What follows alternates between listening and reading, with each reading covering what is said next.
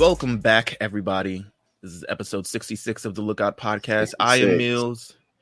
I am here with the Platinum Chanel boy himself, Jeff. What's up, buddy? We are here. 66. Is that a number? That's what kind crazy. of number?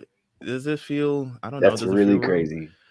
We're here, episode 66, obviously, still at the Summer Akame House, still doing the series. We're taking a break from our normal expeditions of anime, our normal either Dragon Ball or Demon Slayer or My Hero or whatever expeditions. And we're still diving into some fun stuff. And we got a fun episode this week because we're diving into something that we both have wanted to talk about. We contemplated doing a season on this. Yeah, we thought about it. Yeah. Season was kind of short, so it's like I think it'd be better as just kind of like this long form discussion type of thing that we could do for the summer. But with that said, I just looked at my iMessages and the picture you sent me. You did? Asian Crane. So oh man, that was funny. But I'll say this: I don't want to bury the lead too much because we do have a special guest on this episode. We've been inviting people to the Kame House all summer, and people have been showing up all summer, and we're incredibly grateful. Yeah. So what we have here is we have a special guest. Mm-hmm. You may know her. You may have seen her, cosplaying. You may have seen her on Twitch. Mm-hmm. You may have seen her as Nessa. You may have seen her as Ochako Uraraka. Yes, you may have seen her. One of my favorites, actually, something very, very recent, and I got to give her props on this. The lo-fi girl from the videos on YouTube when you want to study lo-fi and study. Yeah. So I definitely want to introduce to this podcast Sachi, aka Chibi Thought, on Instagram, on Twitter, on everything like that. So welcome to the show, Sachi. Hello. That was such a thank you. Oh my god. No. I gotta give you props on that lo-fi. Yeah, definitely. It's really cool. Reaction from that is so overwhelming. I'm like, holy shit, okay, you lit. Yeah, no. It looks really awesome. Yeah. I don't think people thought of doing a cosplay like that, but you did it, nailed it, hit it out the park. You stare at her for so many hours. It's like, you know what? Let me do this. Let me run this. It's really simple. It's just the sweater, a scarf, and the brown wig. I was like, yeah. Oh my, yeah. I've been conditioned. Been staring at her for so long. We like it. Oh my god! But first of all, thank you for coming on the podcast. Thank you for coming. To the Kame House this summer. We're here. This is our island abode, away from everything. Mm-hmm. That is nice. It's nice that you guys have that set up and stuff. That's right. Yeah, the lookout's pretty high. It gets pretty cold.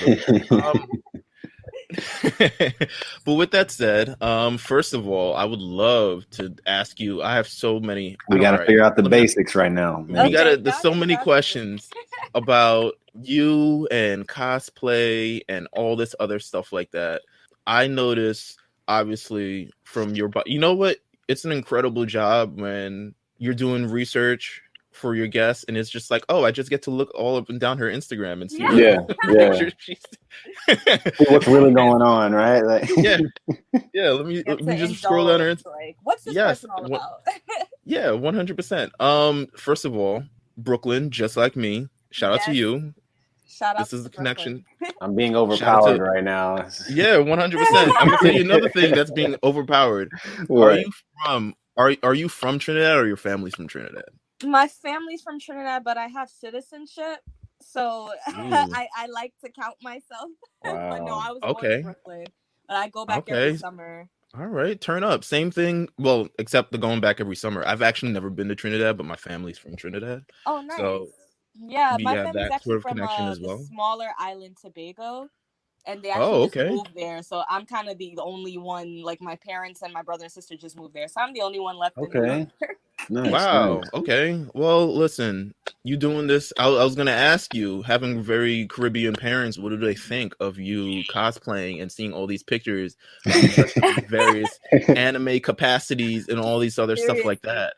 Well, I'm lucky enough, I feel to have pretty leisurely parents when it comes to doing creative stuff. I never had my parents were never oh, you have to be a doctor or a lawyer or something like that. I went to college for fashion merchandising, Okay, so like that's they awesome. kind of always knew I was like creative in the term of like that's probably where I'm gonna go to make money. Like I used to dance when I was little and shit. Like it wasn't.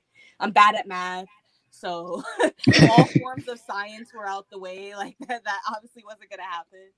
No, But good parents. They took it really well. I mean, my dad is kind of like the more stricter one, so his concern was always like, "Oh, you know, these weirdos are at the cons. Like, well, like who are these people? Like, you gotta be careful of these people. Some of these people." I'm like, okay, these people, like that's me. I'm also, but you know, like you have to think about it as like he's older, so his idea of a convention is like really like geeky and just really, not to say that it isn't, but you know what I mean, like it's like you see normal people at a convention, so it's not like you go there and it's a whole bunch of like extreme sci-fi, like no, like, but that's what he's thinking because you know he's older, he's not exposed to that. But yeah, they like it. And then when I told them that, like, you know, people started, like, I guessed it for Brooklyn Comic-Con and like people liked my stuff and whatever, like they were cool with it. They all are actually always begging me to send them things, but like sometimes I don't because parents. Right. They're like, "Oh, you were in this thing, right? Send it to me." Like, yeah, sure, I got you at some point. We all remember, like, you know, the first time our parents realized, especially being, you know, Black, is like we all remember when our parents was like, "Oh, our kid's into that." That's what's up. And it's whether like they're supportive or they're, you know, it's like, okay, they're one of those, and they're right. accept it or like try and get you out of it and then accept it eventually, like give up, or like, you know, some people aren't lucky and they really do get parents who are just overbearing on like the things that they like in their dreams, and that like really sucks. No, yeah, for sure. But I mean, all three of us are here, you know, talking about this, so we did a good job. Yeah, exactly. Shout out to oh my God. Yeah, shout out to the parents for real. That's a big fact. I mean, I can't tell you how much shit I know Jeff mom as bought. I mean, the funny part was always like when I'd be shooting at home or like dressing up to leave for a convention at home and like my parents see me, like my mom would just be like, "All right, like I'm used to this," but my dad would always just be like, "What are you like?" Put on a coat. Like, put on a coat. Because like he doesn't watch anime. Like the most he does is like he was into like games, like video games, Ghost Recon and stuff like that. But like, so I can't even just be like, well, you know, it's this character. I just have to be like, Dad, it's fine. Just don't ask questions. Yeah, don't ask questions. Listen, Choco Uraka, this is the tamest thing that you're gonna see here. Trust me. It's amazing. Exactly. It's amazing. Trust me. That's amazing. I want to know. I think what we both like to know is a little bit more about cosplaying. And like, for sure, because we're interested. Like I don't want to shy away from it. Me and Meelz have definitely like had conversations about, man, we need to just go, you know, let's just do it, like Demon Slayer it up or something, and just like, you know. Why not? So like, no, I was gonna ask. So like, in terms of like, all right, how it gets from the idea to actually the entire fit, and going off and everything like that. How does that process come through? Do you have the idea, you draw these certain things? Are you having these things like custom produced, or are you doing them yourself? Like, what's the entire mechanics behind this? It's like, it's a process, and it's also it depends kind of process. So for me, starting from all the way from the beginning, like before I started cosplaying, I was into like Japanese fashion and stuff, like Japanese street style and things like that. And like from there, I even found out through the internet, because that's where I lived as an only child growing up. My brother and sister are like really young, so I spent my all 17 years just scouring the internet for everything. Wow. So when I discovered cosplay, I was like, oh, like people dress up as like the characters that they like, and then I discovered like they do that in America. But like back then, I was mostly only seeing like comic cosplays, like way more like comic based, sci-fi based, Star Wars, Star Trek, like that was the main source of like cosplay media I was getting that wasn't from Japan. Okay. Obviously in Japan, that's where I saw like people were cosplaying anime and things like that. So for me, it became just like thinking about how like I can mix my love of like fashion and styling and creating an outfit, or like hearing a story and making an outfit from a story or something to like my love for anime and video games, because I really do love character design. Like I wish if like a genie popped out of a bottle and was like, okay, you have one wish, what is it? It would be like that I can draw. Right. Because I feel like illustrators, like character illustrators, people who focus on character designs and their costumes and their look, it's just like the detailing for video games and anime are always so intricate and interesting. Always. I wish I could draw like that. So, but I can't, so I make the outfits.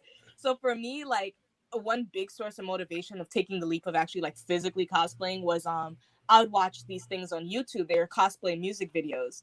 And it would be like a videographer goes out to a convention and like gets little clips of all the cosplays, usually to like a song or something, like syncs it up so it like looks cool and stuff. And I would just spend hours watching that, and I was just like, yeah, no, I need to go. Like, right, this is what I want to do. It looks fun.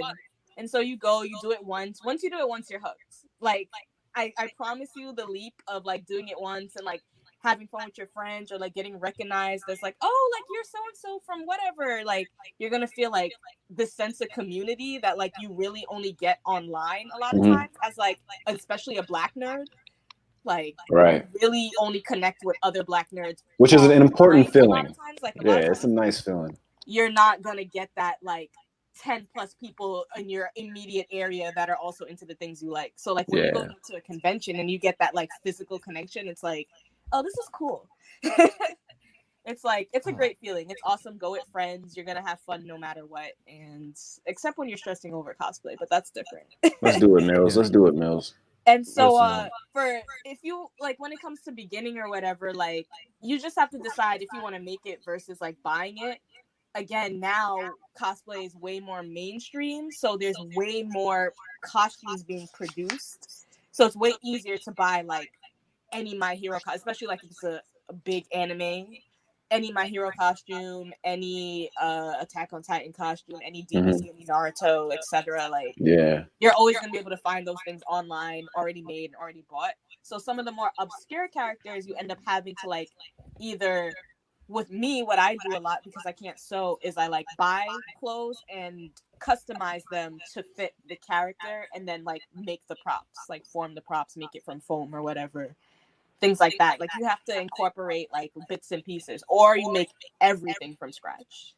And that's like, interesting. I admire those people. That's really cool. No, for sure. I mean, I know that even for me and Meelz, I'm pretty sure we would definitely just, hit a website, order something. Yeah, nice. And it becomes way cheaper as well. Yeah, so like sure. You would get a Demon Slayer uniform for like $60, let's say, versus you buying the fabric, how many fabrics per yard or whatever, getting all the details, all the buttons and everything to make it look decent. You know what I mean?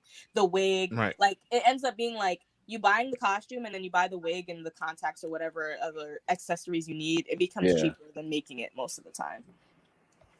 Oh my God, that sounds wow. It can be done, Meelz. It could be done. No, 100% can be done. Demon Slayer, I got you guys. Like I'll help you out. Okay, thank you. All right, yeah, that'd be fire.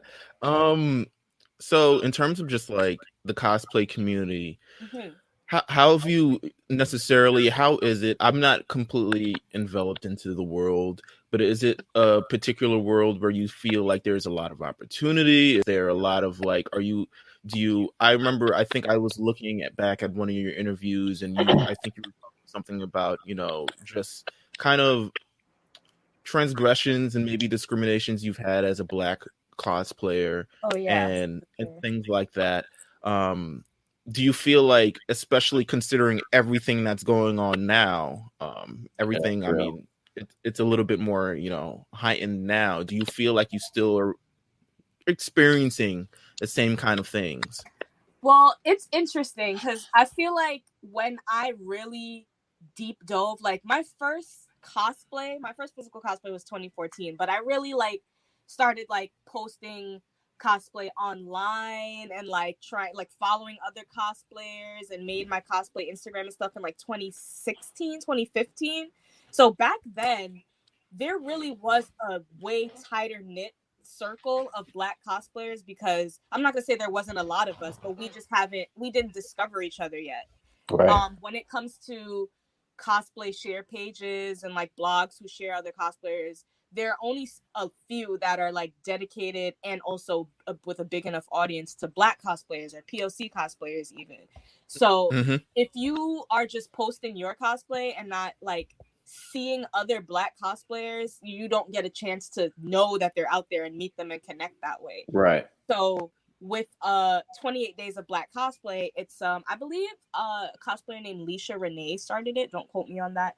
But she so 28 Days of Black Cosplay was for February. So in February, it was a thing where we used that hashtag and we were able to kind of like post ourselves and like that's awesome. Have a central hub where you can click and be like, oh, like all these people exist, and every day there would be like a theme or whatever. And that I think really became like, at least on Twitter, because I'm very active in the cosplay community on Twitter, that really became like a staple point, because I believe it started maybe 4 years ago. So that really became a point where like people became like, you were able to see people and meet people and follow other Black cosplayers, and it became a chance of like, we're gonna share ourselves. If no one else is gonna share us, if like these big white cosplayers aren't gonna share us, or these big cosplayer pages that only share like thin white socially acceptable cosplayers or whatever, if they're not gonna share us, then we have to connect and share ourselves. There were only break the door down, and I would still say there still is only a handful of huge, big, like over 100K to 1 million follower type Black cosplayers. There's not a lot still, so it just becomes like we have to do it ourselves. Like we have to be able to see each other and become visible and stuff. And I think that really grew the community because more people saw us and more people wanted to join in. They felt comfortable because it's like, oh, this girl's doing it, that girl's doing it. She looks like me. Like she's that's not what it's about. Thin and like light skin, or like, oh, she's dark skin like me, or like she's plus size like me. So people became like, even guys, like more guys started seeing other Black men cosplay, and they became comfortable with it. So within the past, I want to say like 4 years, I really honestly think the Black cosplay community has grown exponentially, like huge compared to what it was a while ago. Like we really were tokens. It was a lot of us, but it was hard to find. So right. So now we're just this force, and with everything that's happening recently, it's funny because it becomes kind of like the only talking point. Like certain publications, like big publications, would hit you up and the title would be like, as a Black cosplayer, as a Black cosplayer, as a Black cosplayer. And it's like, all right, I get it. I will charge this to the Black card because it's an interview and you guys are huge. My name being out there is cool. But like, it just became kind of like you can tell that was trendy to talk about within the last 2 years. Like, highlighting, which is like, it's good and bad, because it's like Black cosplayers get highlighted to these really big publications, which is really good, but also it just becomes kind of like we talk about our pain and that's it for these white audiences. Right. Just be like, oh my God, I could never imagine, and share it maybe. So it's like, I feel like it's good and bad. Within the past few months, obviously with everything going on, I think that more brands, I guess, are becoming more self-aware. But like I said, it also just becomes good and bad because it depends on what, like the content that they're asking you about or featuring you for. Like, is it just, oh, meet this new Black cosplayer that goes through all these things online all the time and hear her talk about that? Or is it like, meet this new Black cosplayer that's actually really talented and does great work and you should follow her? You know what I mean? For sure. It's not a pity party. It becomes like you're actually celebrating this cosplayer because like they're good, because like we're good. We're not just Black cosplayers and like that's the only reason why we should be popular. Like, we're talented as well. So, I mean, Meelz and I talked about it. We talk about it all the time, just like the energy of what social media has done to, find people just accepting the fact that we can talk about anime or manga or cosplaying just openly, because because before, it's like, it was a little different being in high school, definitely was being in the 90s, early 2000s. Like, I was into Dragon Ball Z, but I wasn't like shouting it at the top of my lungs per se. Like, I was into, anime and stuff like that, but I wasn't telling the world. But now it's like, we are just discussing it on the timeline. It's like we came to the forefront of it. There's a whole so people like Twitter community. There's like Black focused people who like it's sick anime and like bump hip hop and like right like, you know what I mean? Like we're not whitewashed in any way. Like we're black as hell, right? But like and we respect the culture. We respect the culture. Exactly. You know, that's important. Yeah, 100%. Speaking of sort of the anime community and everything like that, something that we usually ask, and this is it's time. Right before we're gonna get into the Promised Neverland stuff, but we usually ask this with every first guest. Yes.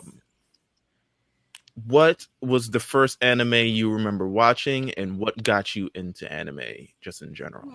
Well, I'm gonna be basic as hell, but I'm gonna be real. I'm not gonna. Of course. Pull a obscure ass anime out my ass. Of course. No, it definitely was Sailor Moon. Yeah, none of ours is like I'm old, so I remember VHS stores. Like I remember going to rent a tape. She says she's old. I mean, we're old too. Another thing too, just going back to the whole like, there's so many new black cosplayers. Is a lot of them are like so young. right. I get what you're saying. Like, it kind of makes the age of how I feel like. Wait, hold on.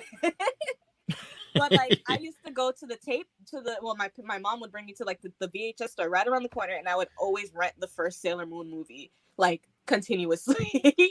I had like the bootleg VHS for the Pokemon movie, that first one. So I want to say Pokemon and Sailor Moon definitely were like my first like, ooh, what is this very specific art style that I can tell isn't just like cartoons? You know what I mean? Right. My first anime that I like consciously sat down and watched, I want to say Bleach. I'm gonna say Bleach because it's the first anime that I like from start to finish. It got to the point where I was watching dubs at first, and then I caught up with all the dubs, started watching subs. So that's how I started watching subbed anime in general. And this is like back when like we had to watch the anime on YouTube in parts. So, like, of course, in 3 parts. Yes. Okay. I know how it works. She knows. We're all from the same. She knows the game. I watched DN Angel on like my ex had got me like this box set, and I had watched the DN Angel set, all of it. So I guess that counts as my first one too. But like I really can't remember anything except like the main character and the really cute bunny. So I never jacked Dan Angel. It was so long ago. But yeah, Bleach I want to say is my first one that I was just like I'm watching anime. Like I'm looking up justdubs.net. I'm pressing episode after episode. Like besides like what came on Toonami and stuff. Like it was like me physically going online, searching this and watching it. Definitely Bleach. You say you're old. I think we're all around the same.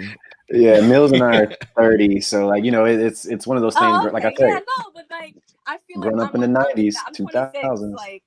So it's all perspective. Oh, you're not old. Yeah, you're a baby. What are you saying? You have to understand.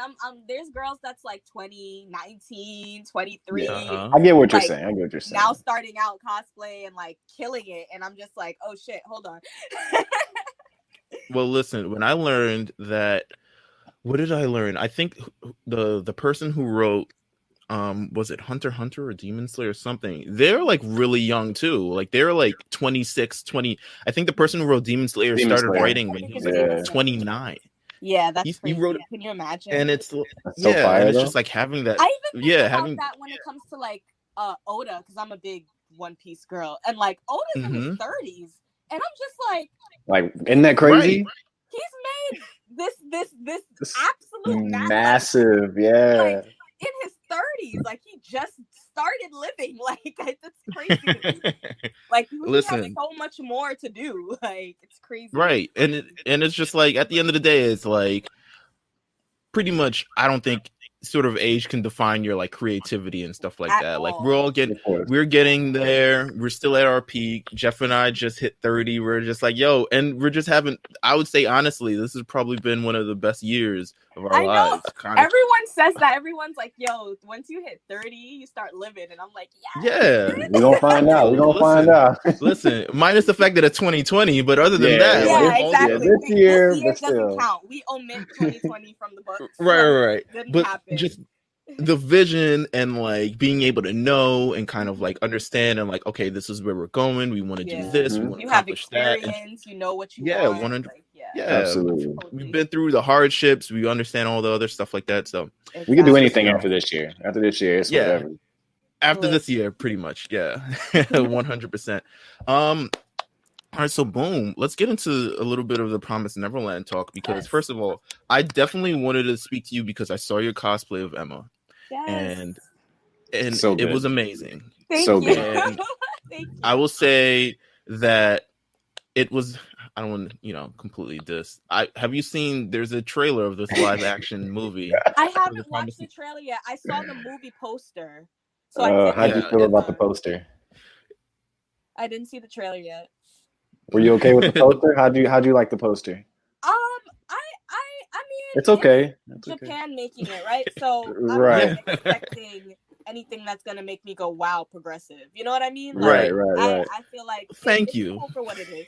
We said the same One thing. thing about me, I do not expect other people, like when the whole cosplay discourse was happening, people were like, "Oh, these pages don't share us. These pages don't share." But it's like, I cannot expect those pages to share us because they don't fuck with us. So it's like, why? Right. I would love them to, like, so we're one of the big talking points that we're talking about. Actually, it was, I don't know if you'll ever release it. It was on an episode. It was on a bonus episode that we did. I cut it out. I plan on releasing it at some point in the future. Who knows if it'll be before this airs? Maybe, more than likely now that I'm mentioning it. We were talking about it because it's, Japan, it's pretty much exclusive. It's going to be in Japan. It's made by Japanese producers, Japanese directors. And then you look at Krone, for instance, who's featured in this this anime. The one black. Yeah, the one sister. The one, exactly. Older black woman, because there are black kids. There are lots of the black kids, and no one knows. Yeah, that too. Right, 100%. But one older is like, okay, she is a main figure, especially in this first season. Yeah, and exactly. We're gonna talk about it as well, and the fact that they couldn't. I mean, what we discovered was that they hired this Japanese lady who is known as God. Let's see if go ahead. You gotta tell her because when Meelz first read this to me, we kind of just got.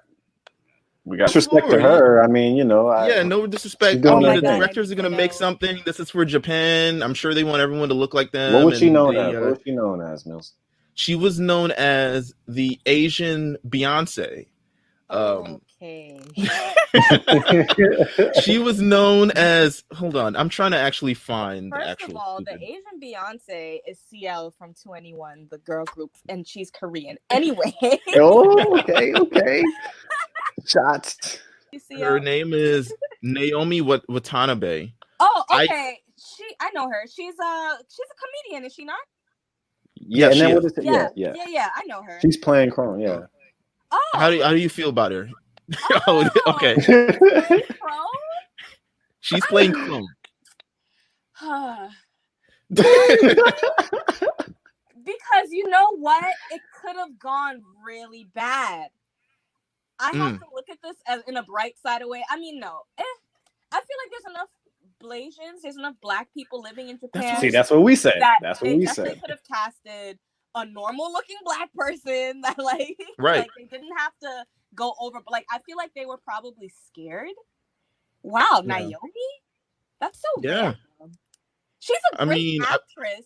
So I feel like taking out color, when it comes to like the actual part, I can definitely see her. She's like she's plus size. I can definitely see her like playing Crone, but it would have been nice to have a black person playing that. Yeah. Because that is like the essential part of like the only essential part that we really have besides film. Right. But we're not gonna get into that because I'm gonna get my feelings. But 100%. So we've seen that. I mean, we've it's. I'm going to. That I mean, sucks. I feel like it's a missed opportunity. It kind of sucks. It's a 100% missed opportunity. But I mean, with the Promised Neverland, in terms of just us going back to sort of watching this anime, I first got into this anime. I think it was last year. It probably was last year. This has been a quick experience because I got onto it and then it was over. Yeah. That was me. I started the manga and I got maybe like halfway into where the manga was currently, and then they announced the anime, and I was like, "Oh well." Right. I didn't even know by the time the anime was completely finished, dubbed and everything. By the time I got onto it, You were late. Yeah, I was super late. But It you know what? happened. It was a great experience because I think if I had to wait every week, Yeah, it sucked. Everyone, because this is such the way this is like a thriller kind Suspense. of, You want to keep going after one, you know what I'm saying? Yeah, sure. You don't necessarily want to be like, damn, did she die or did she not die or something like that. So honestly, I feel like that first episode was man, one of the best first episodes. I'm really big on like first episodes. I feel like top 3 right now would be Elfin Lied. The first episode of Elfin Lied is just that is so funny because insane. That's really funny. That's really funny. Literally, we were just having a discussion about doing a potential lookout book club on Twitter, like 30 minutes before we started the show, and one of our members, Pat, had retweeted and mentioned that, and it was like so odd that you bring that up. that first episode is insane. Attack on Titan, obviously, the first episode I feel like of Attack on Titan is just like once you start, you have to keep going. Parasite 2, like any traumatic first episode. I feel like it's brilliant. Like, that's really good. Like for me, I feel like Demon Slayer, the last episode of that season, was one of the best last episodes. So good. That last episode was just that made me want to like, oh no, like I gotta read. You know what I mean? Right. Yeah. No. 100%. I think it's so key, and it's great that you bring that up because, I just think in general these first episodes, and you said like the traumatic and things like that, you have to start off with a bang, and it's kind of the way it starts off. It starts off very like, there's this quaint. Oh, it's an orphanage. Oh, there's kids, but it's cute. Deep down you're like, all right, what's the twist? What's the thing? What am I looking for? You don't see anything until the absolute literally. So it's like it just makes you go like you really you go in guessing. Obviously, like if you read before and you watched it, but it's like you seeing someone react to like the first episode going in blind, knowing nothing. It's like their mind gets blown because it's like, wait, hold on. So it did suck to have to wait weeks. It's produced. It's produced like a horror thriller type. Like the angles that they choose great angles to to produce and draw. It's done really, really well. And like you said, there's really no indication that you're about to be completely shocked. Besides some like small creepy undertones, just like because you're watching you won't even notice that unless you're like kind of like super analytical watch. You know, of course, like you have a mind for that. But like otherwise, you're just going in like, oh, what's this? Oh, oh, what's this? Oh, wow! Oh. Cute kids with tattoos on their neck. Connie, no. Like you have this thing, and then also if you look at like the art for the anime and stuff, like if you really after the first episode, if you go back and watch the art, you go. Right. Yeah. They're on plates. Right. You know what's interesting also? It's like one of those, it's very rare. I don't want to say it's very rare because it's not rare, but when you look at it, it's like you look at this, you look at Attack on Titan, it's like an anime that doesn't necessarily take place in Japan, which is a nice little departure from everything. Yeah, it's like a little French, little France. Like, what's up with all these names right here? These names are very It's taken away its thing from Japan as well. I was looking up interviews from the people who wrote it and illustrated it and all this other stuff like that, and they got a lot of inspiration from like actually like Western films like Sixth Sense and a lot of like cinematography is beautiful in it. Like I know it's animation, but like the angles of certain things and just the way they look at like whoever's talking, like maybe like the camera's like behind the lead or something, like things like that. It makes it like it gives it that mood. The slow focus, the like it's so hard. Like it's not too bright, but it's bright enough because it's kids. It's like sunny, but it's not like brightly colored, like like BNA, which is like super bright. It is amazing. If you guys have not, first of all, if no one has watched it yet, you need to watch it because the first episode 100% will hook you in. And then every episode after that will hook you in. I think it does a great job. The first season is so I don't think it gets enough, like, I mean, it gets praise from the anime community, but I think it should be something that transcends anime, which is why they're probably doing all these live action films and live action things.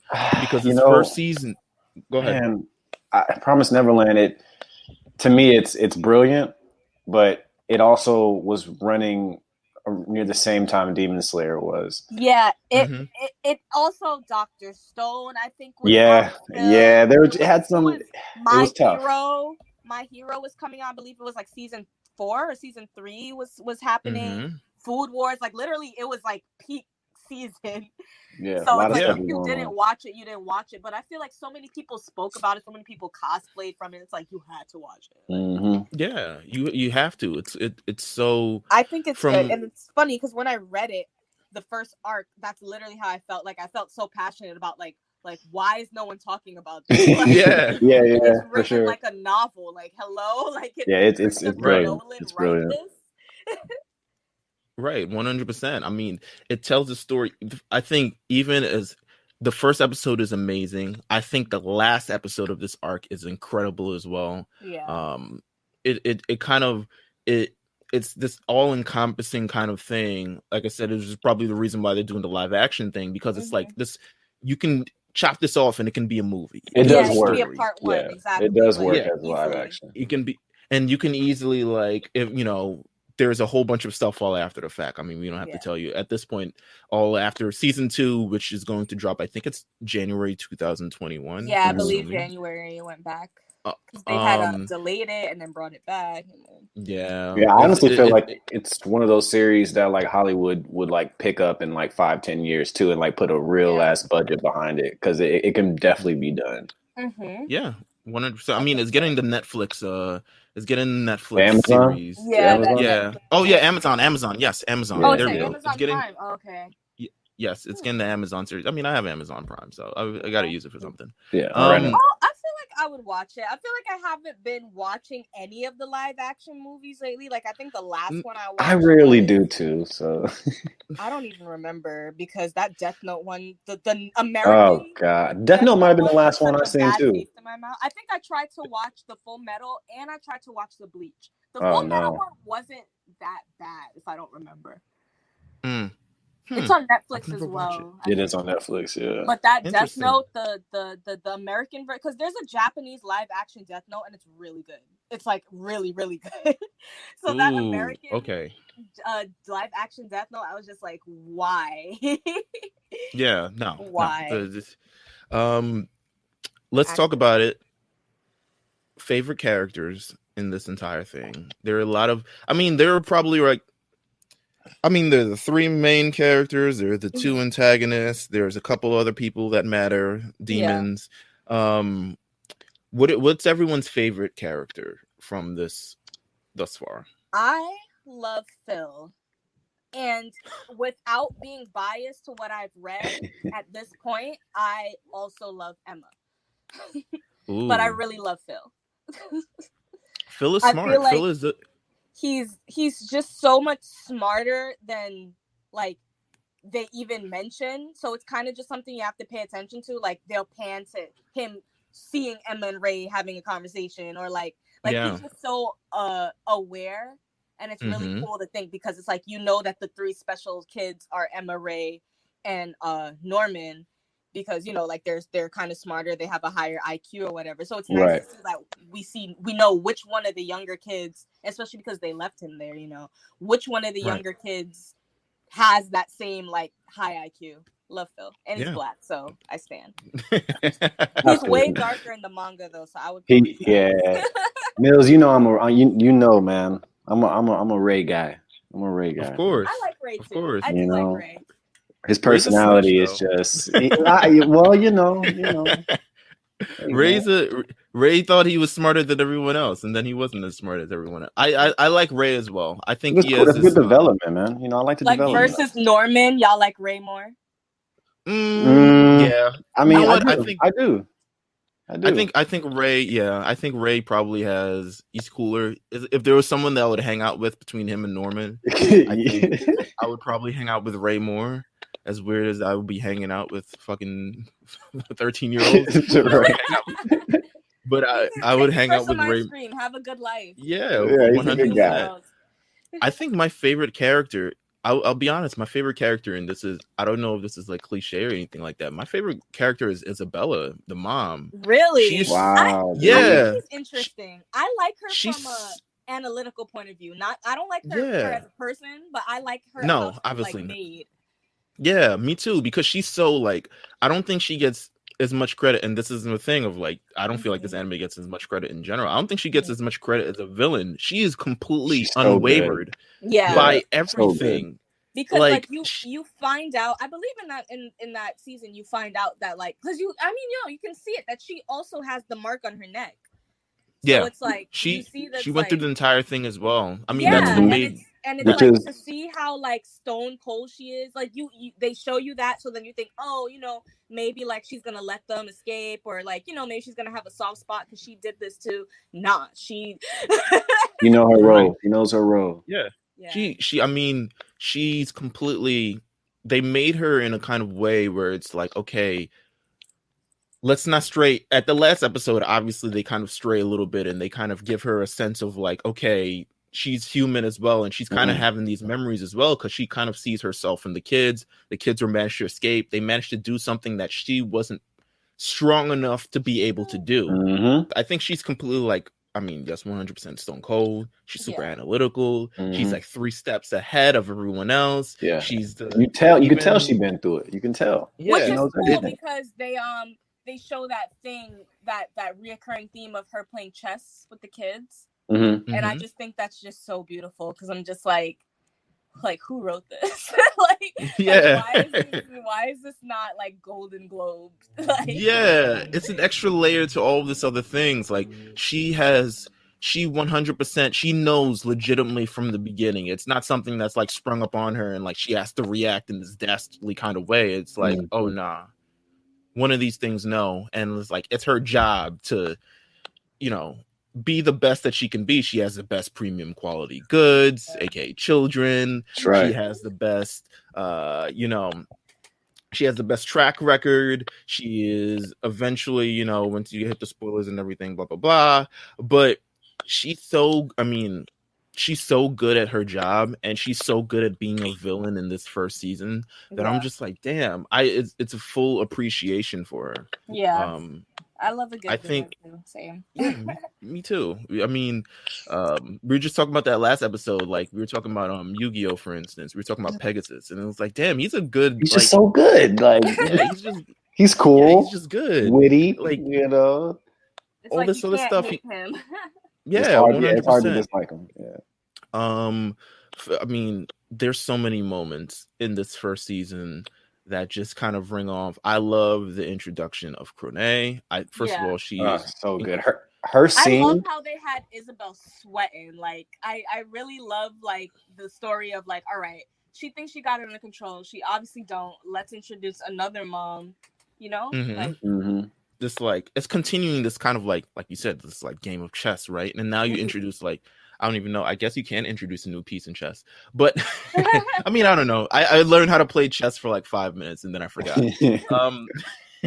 But you introduce this new piece into all these other things, and it's just like, okay, now she wants to be. So it's like this underbelly plot of like she now wants to be the mom. So now she's trying to undercut Isabella, but now she's also against these kids. But now she's trying to play it up. He's like, yo, I know you guys. Yes. Like, she's not.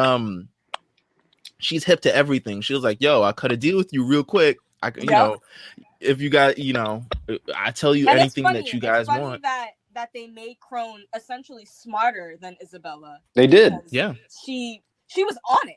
Like nothing got past her. And it was just like, all right, that's cool that we have someone who was in power for so long and she thinks she, has everything under control, and then boom, someone smarter than you comes. Now you have to worry about your position. You have to worry about the kids. You have to worry about like not getting eaten by the grandma, whoever that is. Like, you know what I mean? Like, right. It was. I think she was personally gone too soon. I think they could have extended out. They could have.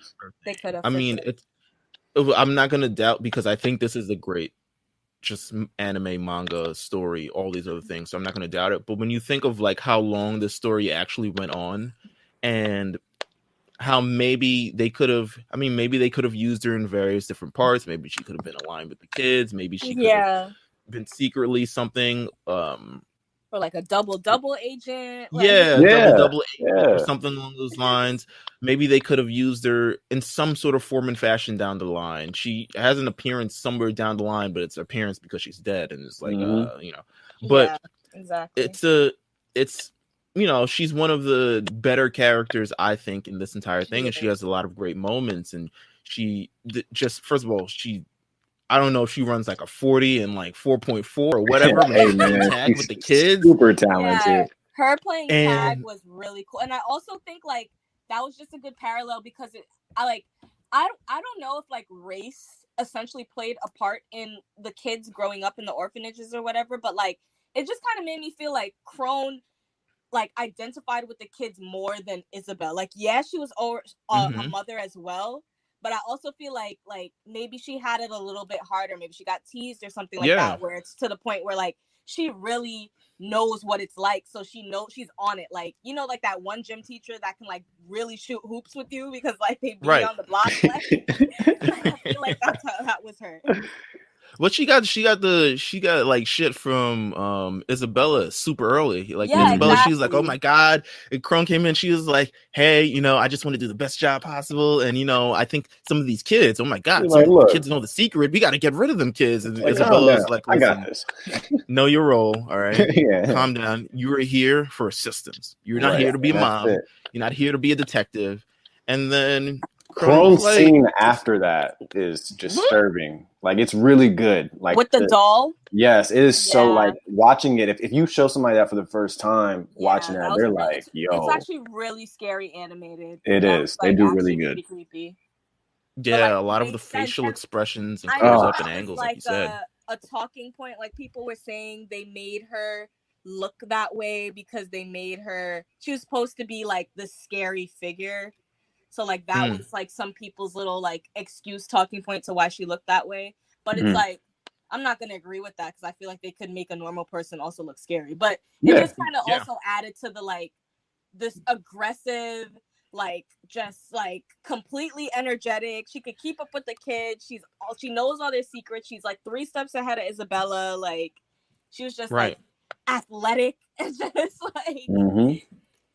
It was amazing. She was on it. Yeah, she went way too early. She was half for like a good 4 episodes. I really feel like she could have added a lot to like the plot going forward. Right. Like a lot. 100%. Especially when they introduce her backstory right before she like, she gets eaten. We should have known because anime. Right. She's the one who kind of, if it's anything, I mean, the power that she has in this entire plot is she's kind of the one who like is really the link between them finding, I don't give too much right now, but all the stuff that happens in like later seasons, she's kind of linked when she gives that pen with the map. Exactly. That's it. Like, she and does have a little like Easter egg, like important part, but I just feel like her presence was just like, they really could have, like, she was way more interesting than Isabel. Absolutely. Absolutely. I mean, yes, but I still love Isabella because she's just, she's cold, 100%. But she's way more interesting. She's way more like, what could she do next? What's going to happen next? Because it's like we didn't know for sure till like pretty much the end whose side Crone was actually on. Like she was helping Isabella, but then she kind of wasn't. She was helping the kids, but then she kind of wasn't. Then she gave them that pen, so it's like, was she really helping the kids? And then it's like, you know what I mean? But Isabella, it's like we knew from after her with her actions. Like I feel like the scene where she breaks Emma's leg is just oh my god, it's one of the best moments. Yeah, one of the best moments. I was just like, oh, because like you can be an evil villain and just be evil. You can just be evil and just be following orders. Acting on it though. Her breaking her leg, I feel like that showed us that like Isabel isn't just like following orders. Like she's about her products. Like they are product to her. These are not her children whatsoever. Right. Like, and she's able to, especially after that moment, it's like this harsh reality. You have this kid, you raised her until she's 13 years old. So there's obviously some sort of connection with her, but you still have the power to be like, ultimately at the end of the day, I'm gonna break your leg. Fucking this up. Yeah. And she returns she returns carrying Emma, and it's like face completely unfazed. Yeah, she's sad for her. She's like, oh, she fell or whatever she said that happened to her or something. Like, it was crazy. And like that part, I was just like, oh, okay, I see what type of person she is. Yeah, it takes you through a wave of emotions because now you're thinking like they're telling you, okay, we got to ship out someone. They were planning to escape in 10 days. They're like, oh no. Once Ray gave it up, and then Ray ends up getting double crossed because the mom was like, yo, I'm 2 steps ahead of you. But even the story between Ray and Isabella is like, whoa. Like, I know. Yeah. It's you know, things you didn't think were gonna happen. Honestly, that's another thing too. The whole Ray thing, I actually forgot about that. It's been so long. Yeah, that was mind blowing. That was mind blowing. Like super finding out that like he been knew. Like, I was just like, and what? To me, in the beginning, you know, Ray obviously kind of being, you know, always saying something witty about escaping or staying alive if he escaped. Like, I think they were just trying to confuse us on, oh, he's just a smart kid. He just knows what's going on. Like, knows what's going on. Remember your birth, then. Right. That's wild. I was like, yo, wild. Your mind. But I mean, it takes you through this wave of emotions because after she breaks, you know, Emma's leg, then you get that episode where it's like, okay, Norman has to go, and he's being offered essentially, and they're trying to do everything that they can about it, and they're trying to do it, but then they lose hope, and it just continues this kind of wave of emotion, this like wave of momentum. You're like hearts rising, all this other stuff. Yeah, you know, it literally is a psychological thriller. Like, and it's like, what can they do from there? But then you figure out, I mean, the next episode that because they told Gilda and Don, shout out to Gilda and Don, just because, you know, just because. Don't get enough credit either. Actually, I would like to mention Gilda as one of my favorites as well. I take it back.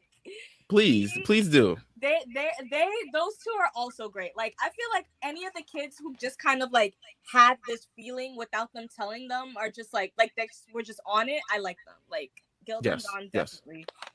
Yeah, they stayed behind too, right? Oh my god. Oh yeah. No, Gilda and Don went. I mean, they went with them, right? Oh, okay. Yes. They 100% went with them. I mean, Don was not happy when it was like, they killing kids and you didn't let us know. Yeah, right. But it's like, Don, come on, like, look at the come on, read the. How am I supposed to tell you this? Like, I feel him, but like, we can't just you know, like, come on, we gotta ease into this information. This is life changing. Right, but and you guys are the oldest, so it's like you being knowing it and being able to barely handle the information. Like, imagine like that again. That's why I like Phil, because it's kind of just like they told him everything and he was able to hold it down. But it's like a lot of the kids, you say that and it's like, what do you mean? That's my mom. And Phil was like, no, I'll stay. It's fine. I'll do it. I was like, oh, Phil. Yeah, man. Come on, bro. Yo, Phil. I'll stay another year. No worries. They can't ship me out. I'm not 6 yet. I'm still stringy. I don't know. Like, imagine, like, I mean, but then he kind of becomes the Ray, because it's like, I was about to say, imagine knowing all of that and having to hold that information down, but it's like, I know. So, but the Phil is even younger. So I'm about to say they're different though. Yeah, 100%.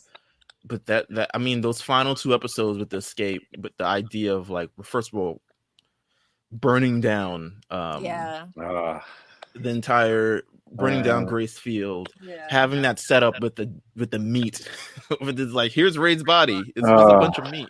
I got bologna, and I've been saving bologna for months for this moment right here. This is all the bed sheets they had to steal, like, oh my god, and like knit together, and this kind of plan that they have, and the tags were all part of it. Playing of tag, swinging with the hangers and all this brilliant stuff. It's brilliant. It was good, especially because she had the tracker. So it's like, not only do they have to like escape, like there's a huge handicap. Like, no matter what, that's why Isabel was so laid back, because she's like, yo, no matter what, y'all all got a chip in you. I know where you're at, so it's fine. But until Emma had a chopper. I gotta even look back. I mean, this is.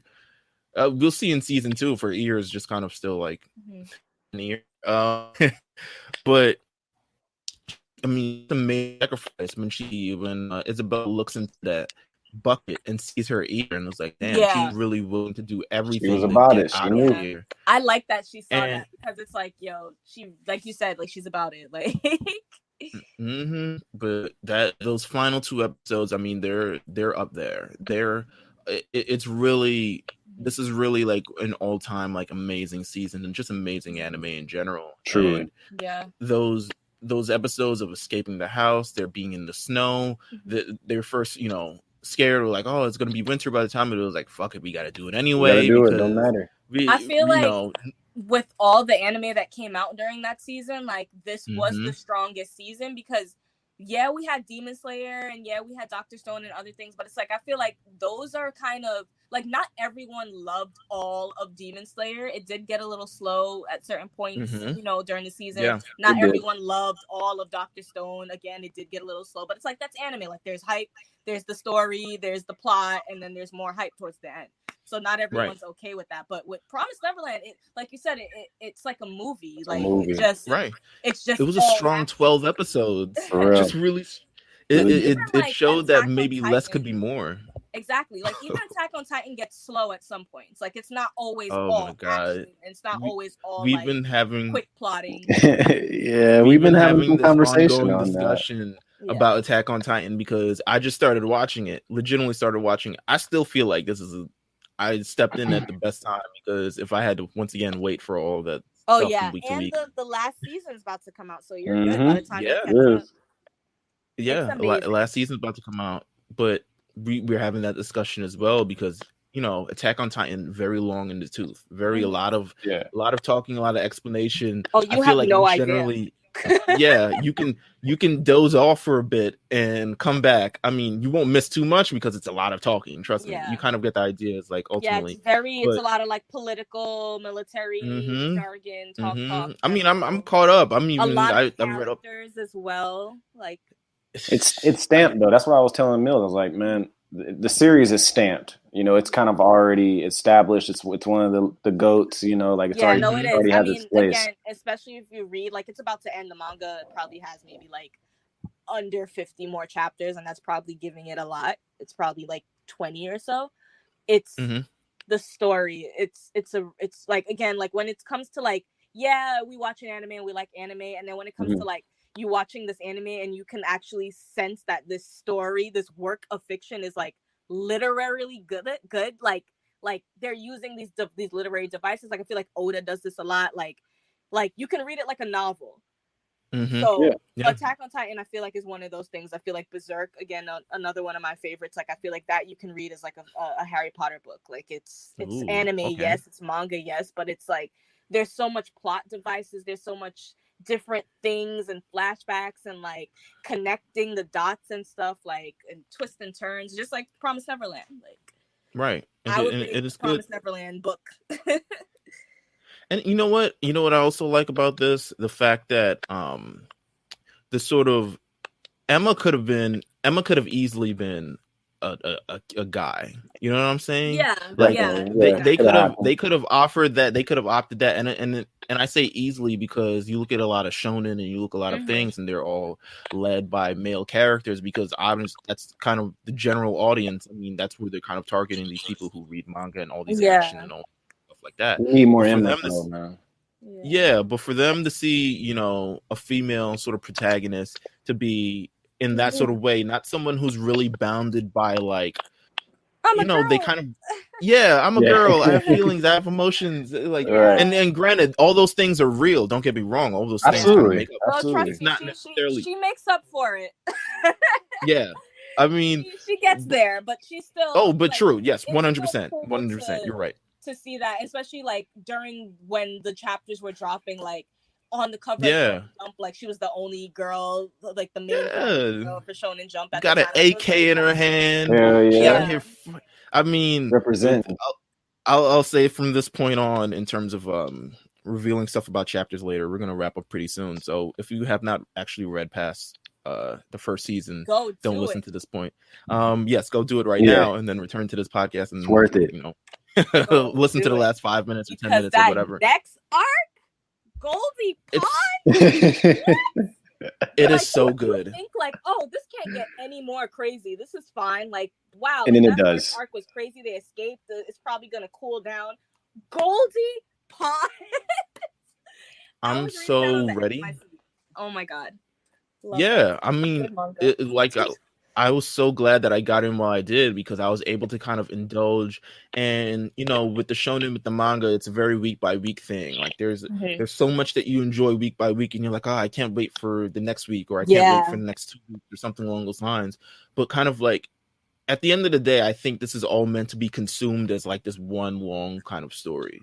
Yeah, and to be able to consume it in that sort of fashion, and not really by week fashion. If you're writing week by week, chances are I think the overall story will suffer if you're trying to please people. So. Yeah. It becomes drowned out, and that's when you see things like fillers and stuff start to take place. So when you're able to kind of read it all as this one thing, I'm like, man, when they animate this is going to be incredible.